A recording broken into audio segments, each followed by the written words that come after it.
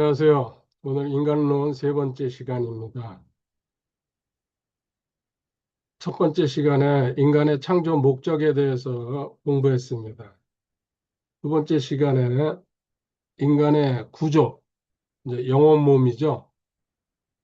그리고 생명에 대한 이제 가장 기본적인 내용을 공부했습니다. 오늘 이어서 인간의 타락 앤 회복에 대해서 공부합니다. 이어지는 구원론에서 이제 이 부분을 또 다루게 되지만 인간론에서 뺄 수 없는 내용이죠. 서론입니다. 먼저 도입부. 인간의 타락은 창세기 3장 6절부터 10절에 그 내용이 전개되고 있습니다. 에덴 동산에서 아담과 하와가 마귀의 꼬임이 있었죠. 그 미혹에 넘어간 게 인간 타락의 시초고 출발입니다. 여기서 우리가 중요하게 이제 다루는 내용. 타락은 분명히 있었습니다. 죄를 지었다는데 죄를 지어 타락해서 맞습니다. 죄를 지었습니다. 그건 로마서 5장 12절에 한 사람으로 인하여 죄가 들어왔다고 분명히 말씀하고 있습니다. 그런데 그 죄지음보다도 더 중요한 내용이 있습니다. 죄지음을 인정하고 거기에 부수적으로 따르는 내용이 우리가 반드시 살펴봐야 할 내용 세 가지만 얘기하도록 하겠습니다. 이 죄지음이 여기서 끝나면 안 된다는 얘기를 지금 하고 있습니다. 첫 번째, 하나님과의 관계가 분리됩니다. 이 죄짐으로 인해 가지고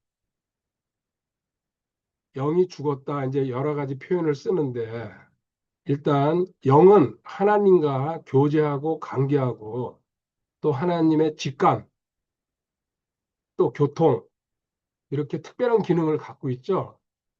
이 관계가 분리되면서 이 기능이 죽어버리는 거죠. 이사야 59장 2절에 가보겠습니다. 이 죄의 여파가 얼마나 큰지 이사야 59장 2절에 오직 너희 불법들이 너희와 너희 하나님 사이를 갈라놓았고 너희 죄들이 그분의 얼굴을 너희에게 숨겼으므로 그분께서 듣지 아니하시리라. 아멘. 죄를 갖고 있는 상태에서는 하나님이 듣지 아니하신다. 이제 기도를 듣지 아니하시고 어떤 경우에도 하나님이 반응을 하지 않는다는 이야기죠. 이게 하나님과 관계가 분리됐을 때에 죄 문제가 가장 크게 개입됩니다. 두 번째, 에덴 동산에서 쫓겨날 때에 생명나무가 있었습니다. 의미심장하죠. 이 생명나무를 두 가지가 있었죠. 우리가 잘 아는 대로 선악을 알게 하는 나무, 그 다음에 생명나무. 뭐 실제적으로 결론 보면 반대로 먹었으면 엄청났겠죠. 여기서 쫓겨납니다. 창세기 3장 22절부터 24절까지 읽어보시기 바랍니다. 생명나무 관계에서 그 관계가 상실되는 거죠. 우리는 지금 현재 그 생명나무의 주인이신 예수님이 내 안에 생명으로 들어와 계십니다. 회복되는 단계이기 때문에. 그 다음에 하나님의 형상을 잃어버리고 창세기 5장 3절에 보면 아담의 형상이라고 나옵니다. 이때부터 아담이 하와와 아이가 태어나는데 아담의 형상을 갖고 아담의 모양대로 이게 결정적입니다. 이렇게 죄를 지음으로 인해서 하나님과 관계분리 생명나무에서 멀어지고 그 다음에 하나님의 형상도 파괴돼 버리고 결국은 사망을 불러오는 겁니다. 에베소서 2장 1절부터 3절까지 한번 보겠습니다. 또 그분께서 범법과 죄들 가운데서 죽었던 너희를 살리셨도다. 그리고 2절, 3절에 우리의 과거 모습, 하나님과 관계가 분리됐을 때의 모습이 그대로 기록되고 있습니다. 이것은 마치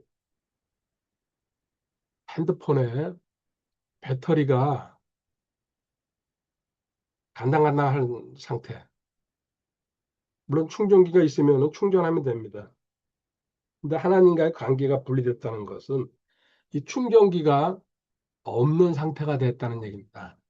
아슬아슬한 상태로 겨우겨우 살아가는 존재라는 얘기. 비유를 하자면 그렇다는 얘기죠. 이것을 회복시킵니다. 누가 회복시킵니까? 예수님의 희생으로. 로마서 5장 10절이죠. 십자가 사건으로 하나님과 우리 사이를 회복시킵니다. 이 회복에서 역시 죄처리만 중요시하면은 안 된다는 얘기를 하고 싶어서 지금 이 얘기를 하고 있는 겁니다. 과거에 제가 교리 공부를 할 때에 죄 문제에다가 핵심을 뒀어요. 근데 생명이라는 그 단계에 올라오니까 이 재처리만이 아니구나. 이 재처리 다음에 일어나는 일, 지금 여기 세 가지 얘기했죠. 그 다음에 여기서도 또 세 가지만 이야기할 겁니다. 일단 재처리 문제, 요한복음 5장 24절 보겠습니다. 진실로 진실로 내가 너희에게 이르노니 내 말을 듣고 또 나를 보내신 분을 믿는 자는 영존하는 생명이 있고 또 정죄에 이르지 아니하리니 사망에서 생명으로 옮겨졌는가. 사망에서 생명으로 옮겨졌다. 이게 핵심이죠. 영존하는 생명, 영원한 생명. 예수님이죠. 그리고 그 생명을 가지신 예수님이 내 안에 들어오시기 때문에 나는 생명을 가진 존재로 살아갈 수 있는 합법적인 존재가 됐다는 얘기입니다. 이렇게 재처리만의 핵심을 두지 않고 여기서 하나 더 발전하면은 하나님과 먼저 화목, 화평, 로마서 5장 1절에 있습니다.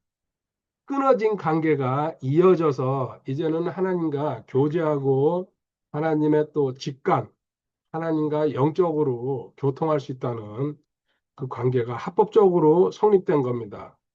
두 번째, 새 생명을 누리는 삶으로 갈 수 있다. 로마서 6장 4절입니다.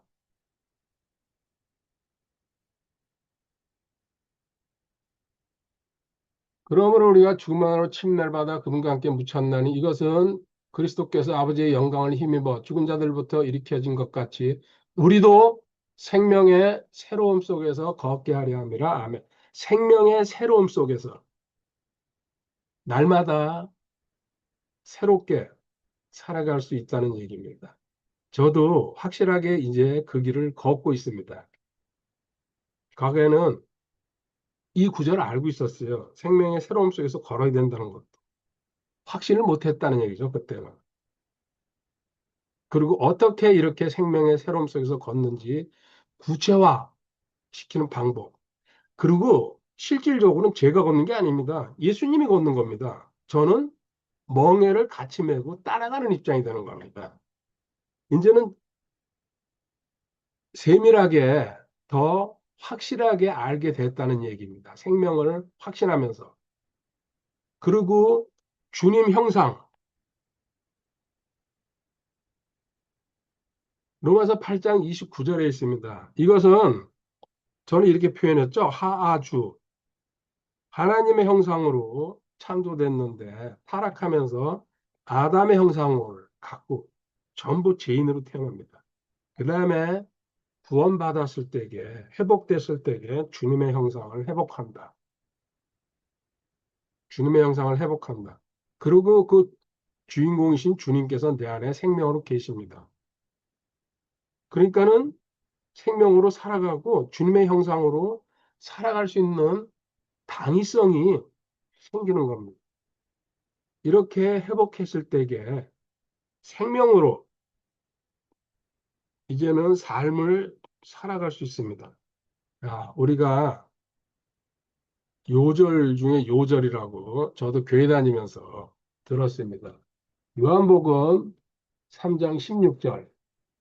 하나님께서 세상을 이처럼 사랑하사 자신의 독생자를 주셨으니 이것은 누구든지 그를 믿는 자는 멸망하지 않고 영존하는 생명을 얻게 하려 하심이라. 아멘. 영존하는 생명, 영생.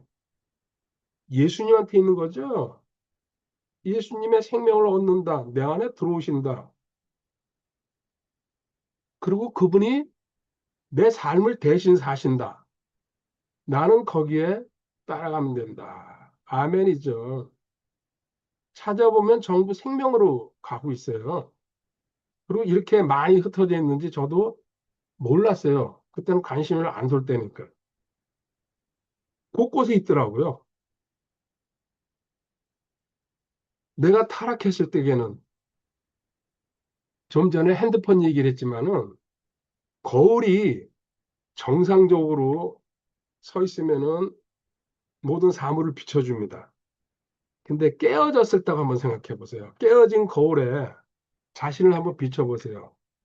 굴곡지고 왜곡지고 쪼가리 되고 사실 잘 안 보입니다. 솔직히. 뭐 덩어리가 크게 깨어진다면 몰라도 박살이 났을 경우에. 이게 우리가 타락했을 때의 모습입니다. 근데 그 거울이 다시 완전 완벽하게 회복됐을 때에 내가 거울에 비치지만 그 거울에서는 예수님이 반사돼서 나와야 된다는 얘기. 이것이 회복의 진짜 모습이죠. 이제 본론으로 들어가겠습니다. 좀 더 구체적으로 1. 타락. 타락으로 우리가 잃은 것들.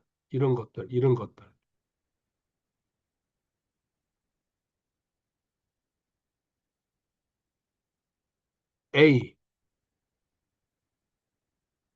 하나님과의 관계가 컸겠죠? 잘려버렸죠? 이렇게 하나님과의 관계가 분리됐을 때에 성경 창세기 3장을 보면요.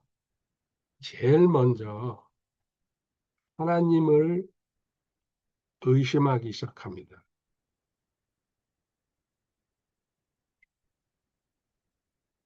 창세기 3장 1절부터 5절까지입니다.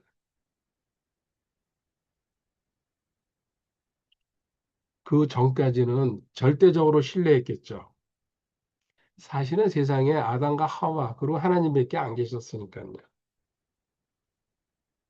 그리고 창세기 3장 6절에 자기 판단으로 3장 6절에 하와가 이제 먹습니다. 모함직도 하고 먹음직도 스럽고 어쩌고 저쩌고 하면서 하나님의 뜻을 따르는 게 아닙니다. 하나님과 관계가 분리됐을 때 일어나는 일들을 보여주고 있습니다. 그리고 죄를 진다면 두려워서 숨어버리죠. 양심이 작동을 하는 거죠. 창세기 3장 8절에. 과거에는 하나님 앞에 하나님과 동행하면서 교제하던 삶이었었는데 도망갑니다. 지금 현재도 사람은요, 죄를 지면은 두렵죠. 기본입니다, 그것이. 그렇지 않다면은 그것은 문제가 있다는 얘기입니다. 그걸 자랑하지 마시기. 그리고 이것은 여기서 끝나지 않고 비달락에 보면은 전인적으로 영향을 미칩니다. 로마서 3장 23절에 모든 사람이 죄인이 되었다고 이야기하십니다. 모두가 죄인이다. 이것은 영, 혼, 몸 전체에 영향을 미치죠. 계속 강조하지만 영은 하나님과 관계가 단절되는 게 이게 핵심이죠, 사실은. 영은 하나님과 관계하는 기간인데 혼과 몸은 부수적인 기간입니다. 실질적으로. 이게 중심이고 핵심이죠, 영이. 고린도전서 2장 14절에 그래서 자인들이 하나님을 모르고 무시하고 조롱하고 알 수도 없다.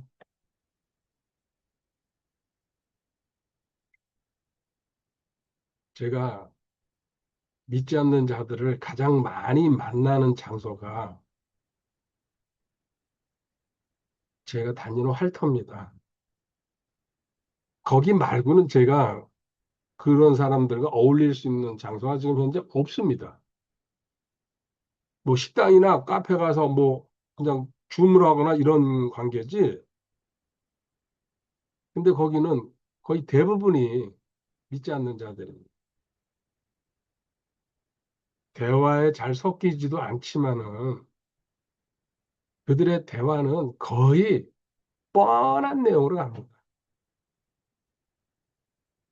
세상에 돈 버는 이야기, 자기 가족, 뭐 주변 자랑, 그리고 남 험담, 또 같은 정에 있는 사람을 안 보일 때 뒤에서 우리 뒷담화라 그러죠.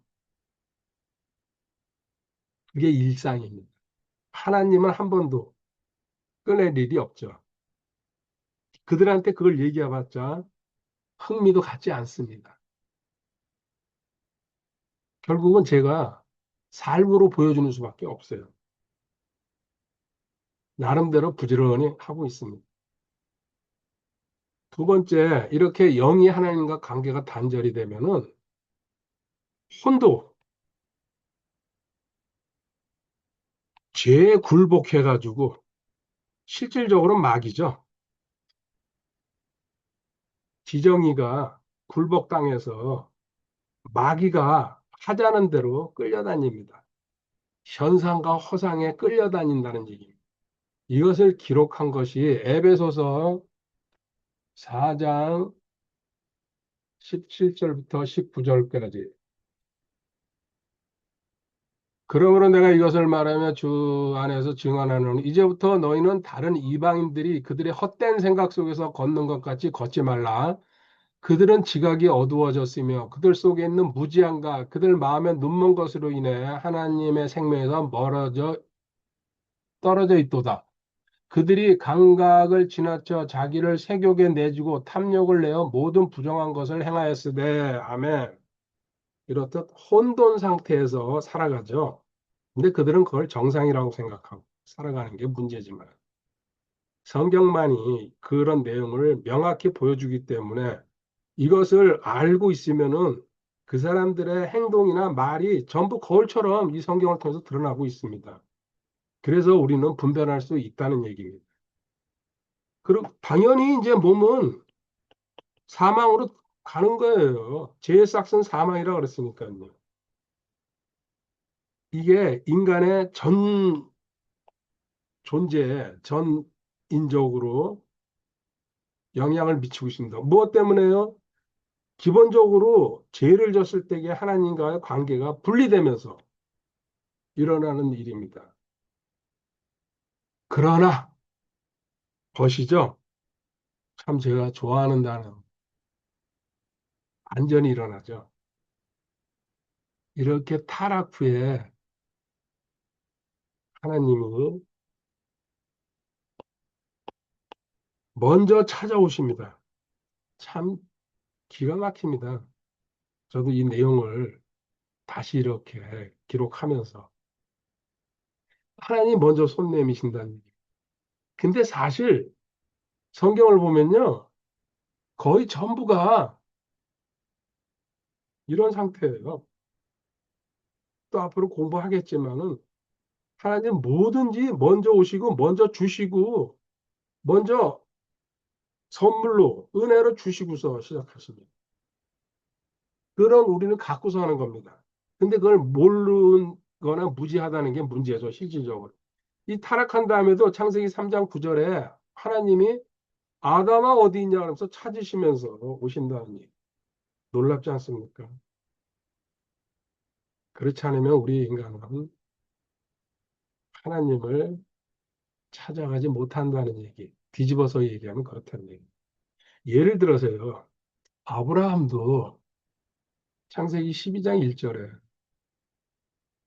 하나님이 찾아오셨어요. 갈대아 우르에서 우상 장수죠. 그 집안이. 당시에 그 우상 장사를 한다는 건요. 요새 말하면 명문가라는 얘기입니다. 아무나 하는 게 아니거든요. 재산과 권력이 있었다는 얘기. 또 모세도 출애굽기 3장 4절에서 구체적으로 떨기나무 앞에서 하나님 부르시잖아요. 신약의 바울사도 사도행전 9장에 담에석으로 신나게 달려가는 거죠. 그리스도인들 붙잡으려고. 예수님이 너 지금 뭐 하고 있냐? 성경에 모든 중요 인물들 전부 하나님이 픽업한다는 얘기. 이것을 주님께서는 이렇게 말씀하십니다. 요한복음 6장 44절에 나를 보내신 아버지께서 이끌지 아니하시면 아무도 내게 올 수 없으며 내게 오는 그를 마지막 날에 내가 일으키리라. 아멘. 아무도 하나님이 콜링 하지 않으면 아무도 올 수 없다. 아멘. 감사하죠. 저 같은 보잘것없는 존재도 하나님께서 불러주셔가지고 어저께인가 우연히 저도 처음 봤습니다. 그 유튜브에 동영상이 옛날에 90년대, 80년대 한월산 기도원 그 집회 모습을 찍었더라고요. 좀 짧지만 뭐 3분, 5분. 진짜 그 숲에 있는 그 야외 모임터죠. 뭐 2만 명 그렇게 들어왔다 그러는데 당시에 보고 있으면서 놀랬죠. 뜨겁더라고요. 근데 지금 거의 뭐 진짜 몇 명 모이는지 모르겠습니다. 예전에도 가는 것 같은데 10명, 20명 저도 봤거든요. 거기서 저도 하나님 만났어요. 그런데 37절로 가보면요. 더 엄청난 내용이 있습니다. 6장, 요한복음 6장 37절에 아버지께서 내게 주시는 모든 자는 내게로 올 것이요. 다시 한번 강조합니다. 하나님이 주셔야지 예수님 만날 수 있고 올 것이고 그리고 그 다음에 내게 오는 자는 내가 결코 내쫓지 아니하리라. 아멘. 구원 받으면요. 다시는 구원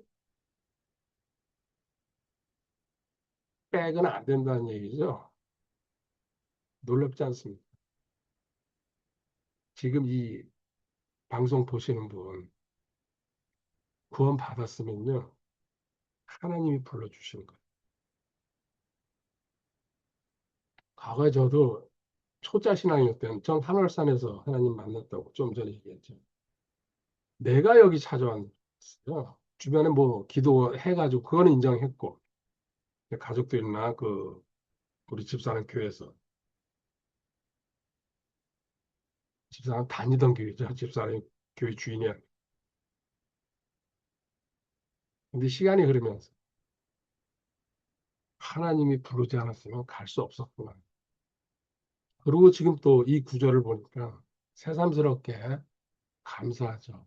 자, 회복으로 그럼 이제 두 번째 이렇게 주님이 불러주셔가지고 우리 회복 구원시켰다는 얘기죠. 얻은 것.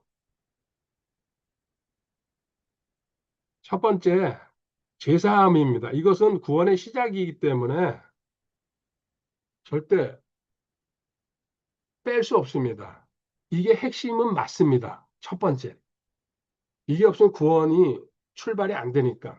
에베소서 1장 7절이죠. 그리고 이 제사만 여기에 꽂히면 안 된다는 얘기를 제가 자꾸 강조하고 있습니다.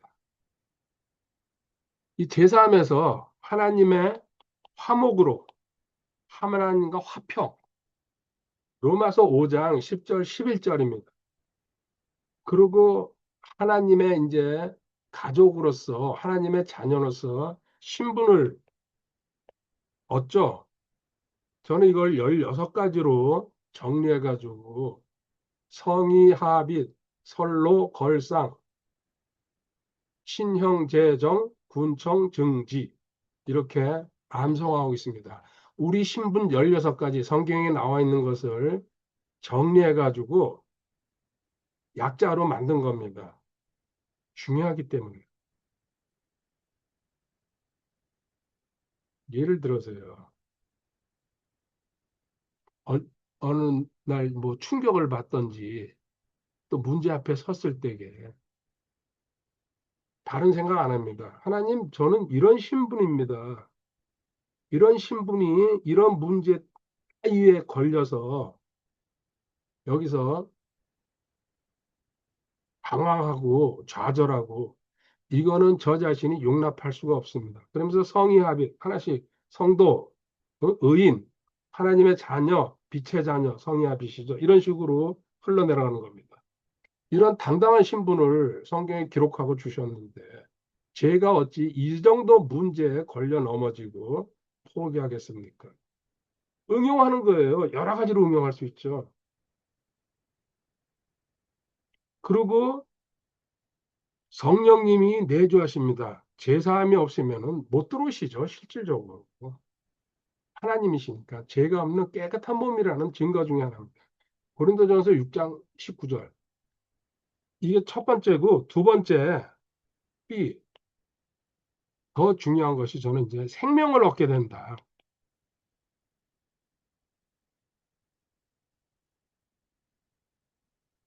죄가 처리돼서 제사함을 얻지만은 이제는 포인트가 요한일서 5장 11절 12절에 아들이 있는 자는 생명이 있고 아들이 없는 자는 아들이 없는 자는 생명이 없다고 결론을 내고 있습니다. 이것이 구원의 저는 목적이라고 제사함에서 시작하지만은 하나님의 구원의 마지막 목적은 생명을 주고 그 다음에 그 생명의 풍성함을 누리는 삶으로 가는 겁니다. 세 구절 보도록 하겠습니다. 먼저 이 생명을 얻었을 때에 로마서 6장 4절에 뒷부분만 읽겠습니다. 좀 전에도 읽었죠? 우리도 생명의 새로움 속에서 걷게 한다. 자, 생명을 얻었을 때게요. 생명의 새로움. 다른 생명입니다. 이거는 개선하거나 뭐 고치거나 이게 아닙니다. 완전히 바꿔버린 거죠. 교체해버린 겁니다. 생명의 새로움 속에서. 옛 것들은 지나갔고 없어져 버렸고 죽여버렸고 새로운 생명으로 완전히 교체했다. 두 번째 로마서 5장 17절에 마지막에요. 한 사람 예수 그리스도를 통하여 더욱더 생명 안에서 군림하리라. 생명 안에서 군림한다. 왕처럼. 군림은 왕이 하는 거죠. 예수님의 만왕은 왕이고 우리도 그 왕입니다. 하나님의 자녀니까요.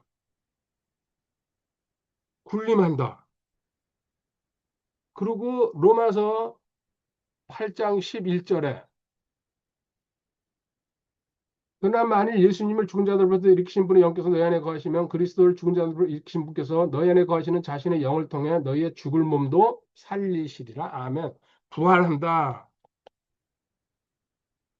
물론 저는 이 세상에서도 또 병으로 죽었거나 문제가 생겼을 때 다시 일어날 수 있다. 성경은 이중 삼중으로 해석이 됩니다.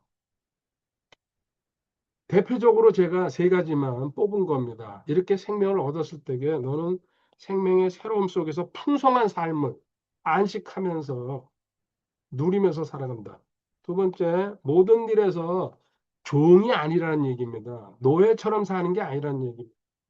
저도 과거에는 종과 노예의 근성을 가지고 하나님한테 헌신했어요. 말은 그럴듯하게 했죠.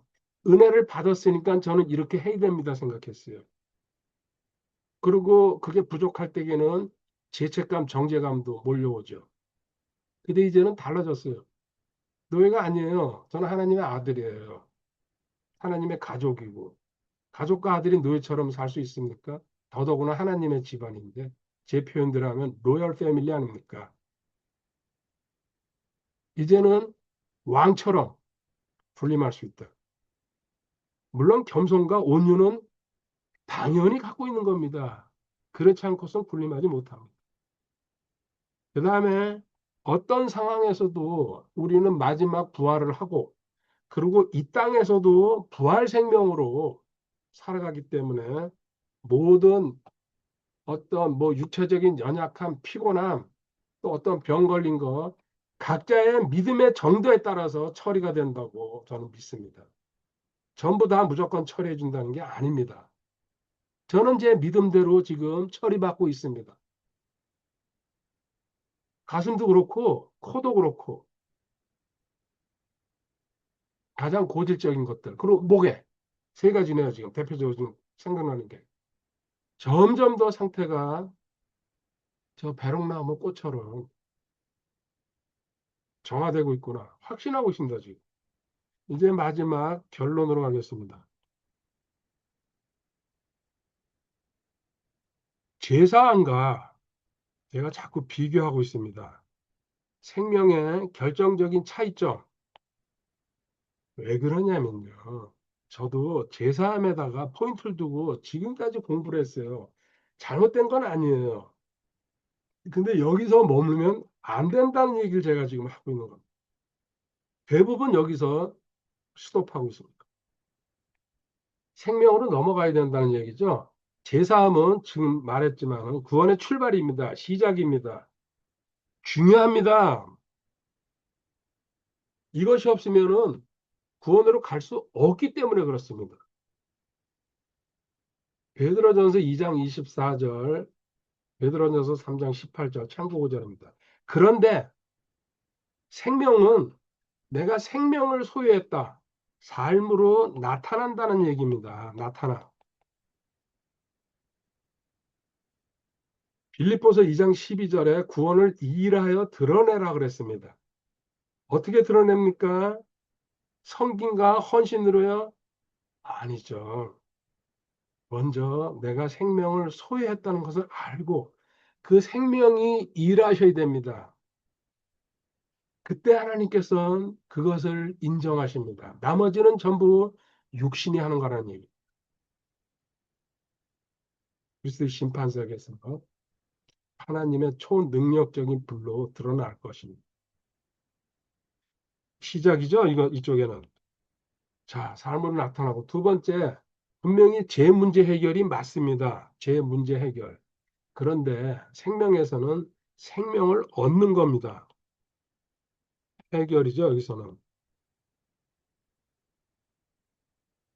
요한복음 10장 10절에 내가 생명을 주러 왔다고. 그리고 생명의 풍성한 삶을 보장하기 위해서. 세 번째, 제사함에서는요, 정죄함에서 벗어나는 근거는 됩니다. 로마서 8장 2절에 그리스도 아닌 자는 결코 정죄함이 없다고 말씀하시니까.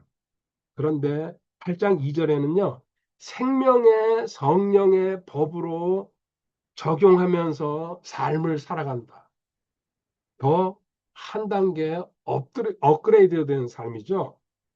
생명으로 살아간다는 얘기입니다. 단순하게 얘기하면. 주님이 대신 살아주신다. 생명의 성령의 법. 마지막으로 하나님과 화목합니다. 근데 여기서는 하나님과 실제로 삶에서 동행하는 겁니다. 자, 이 얘기 네 가지 했는데요. 이거 결론이 이거예요. 제사함을 믿고 있을 때게 제사함은 시작이고 문제 해결, 제 문제 해결했다는 거 확신합니다. 그 다음에 정죄함, 그 다음에 하나님과 화목. 실질적으로 여기서 교리고 이론이고 어떻게 보면 객관적인 내용이에요. 이걸 이제 저도 믿고 정죄함 이런 거를 정리는 했어요. 죄책감이라든지. 근데 깊이 많이 와닿지는 않았다는 얘기입니다. 그런데 반대편 이쪽 생명을 알게 되니까는 핵심이 내 삶에 나타난다는 얘기예요. 그리고 이건 내가 노력해서 얻는 게 아니고 주님이 선물로 주셨다는 얘기입니다. 구원받을 때게. 그리고 삶을 대신 사시고 실제 삶에서 하나님이 동행하신다. 이거는 너무 생생하잖아요. 이것을 믿냐 안 믿냐가 문제지. 이 내용을 딱 갈라놓고 보면요. 더 많은 내용이 있어요. 실질적으로는.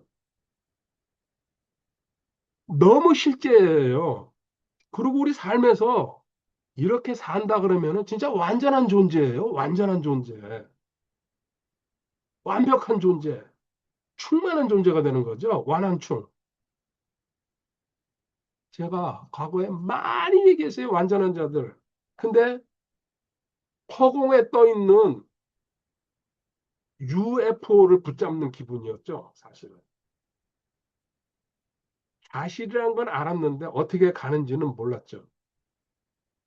근데 생명을 이제 알면서 한 발짝씩 움직여 가니까요. 진짜구나, 그게. 내가 강의하고 정리했다는 게. 완전하고 완벽하고 충만한 존재라는 거. 놀랍지 않습니까? 오늘 강의 여기까지입니다. 아쉽게도 8월 달 이번 주 마지막입니다. 목요일. 다음 달부터 구원론으로 넘어갑니다. 제가 8월 첫 주를 휴가를 보내는 바람에 그런 착각을 했습니다. 그러고도 4주가 남아있다고 생각했어요. 다음에 또 공유할 기회가 있을 거라고 생각합니다. 다음 9월 달에 구원론으로 만나겠습니다. 생명을 중심으로 한 구원론입니다. 할렐루야.